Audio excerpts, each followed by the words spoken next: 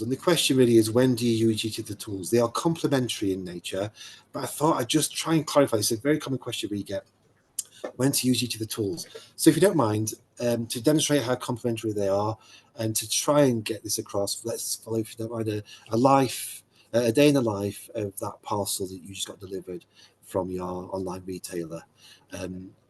We click the thing, we pay with our credit cards, and by magic, something appears in our, hopefully, front door step, hopefully within the allocated time.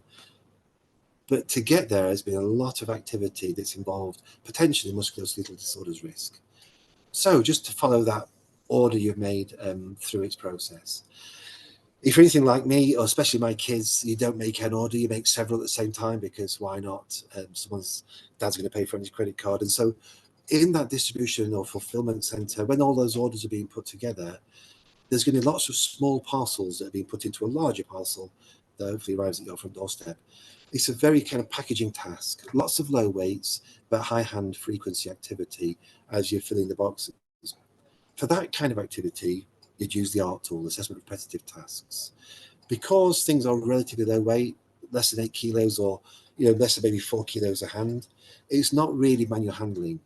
And so we're not looking at lower back risk or whole body risk of manual handling. It's more about the upper limb disorders risk. And if you're doing that job for more than an hour a day, it could start to take its toll on your upper limbs. You'd want to assess that to see if there's any risk involved. And that would be the ART tool.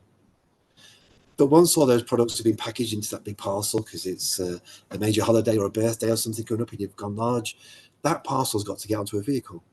It may go into racking first or something, but somebody, as you can see in that picture, someone's carrying that parcel to the vehicle for its delivery route.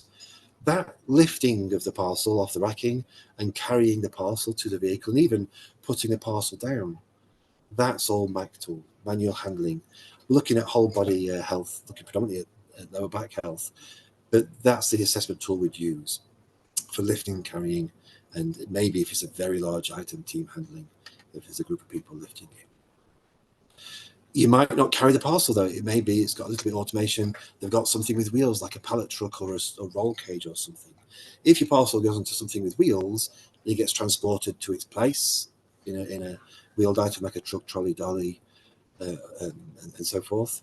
Then that wouldn't be carrying. It's not a MAC tool. That's a RAP tool to risk assess the manual handling activity of pushing and pulling.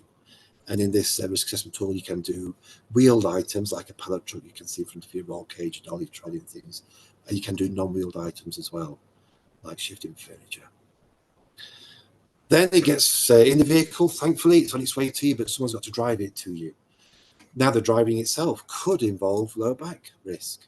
And so, to assess that, to find out if there is any risk, that's where we'd use the BIRD tool, looking at the risk factors relating to the driving task.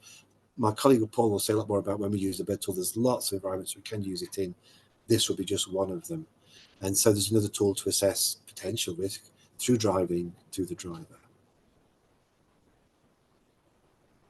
And then finally, the driver arrives at your front door or at the bottom of your drive. They're going to lift the parcel, carry it to you, and maybe ring your bell and maybe wait for you to actually answer the door if you're lucky enough, but not always these days. That would then be another manual handling, so that's another MAC tool, perhaps for the lift, perhaps for the carry. You want to be assessing the worst case scenarios. Which is harder? Is it the lift that's harder, or is it the put down that's harder? Look at that one. Don't look at all things. You're trying to identify the key risks on the hardest part of the tasks, because they're the bits you want to identify to prioritize to get them fixed, if at all you can.